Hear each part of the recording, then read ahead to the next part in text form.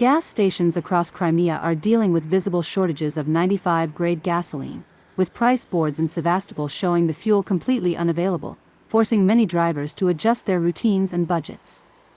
One resident, Svetlana Bazanova, explained that she usually fills her car with 95, but earlier this week she had no choice but to buy 92 instead, admitting the change has become a real strain on her family's finances.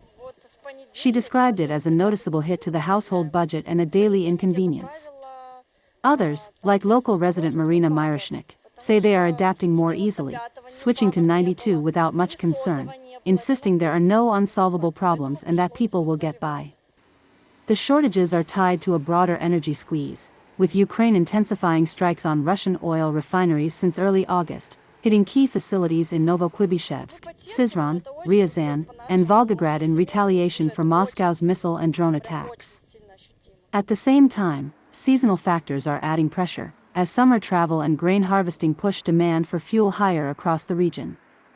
Crimea's Moscow-appointed leader, Sergei Aksionov, admitted on local television that the problem could continue for another month, but stressed that the underlying issue won't be resolved until the conflict itself ends. Similar shortages are also being reported in other Russian-controlled areas like Zaporizhia, where officials say peak demand, refinery maintenance, and the constant threat of Ukrainian attacks on supply lines are making the problem worse. In Russia's Far East, local media reported long queues stretching for kilometers as drivers rushed to fill their tanks, with oil companies blaming road repairs and tourist traffic for slowing down deliveries.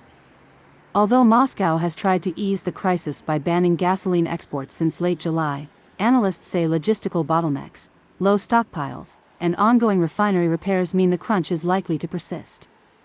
For residents of Crimea, this translates into longer waits, higher prices, and a daily question of whether the fuel they need will actually be available, adding yet another layer of stress to life in the region.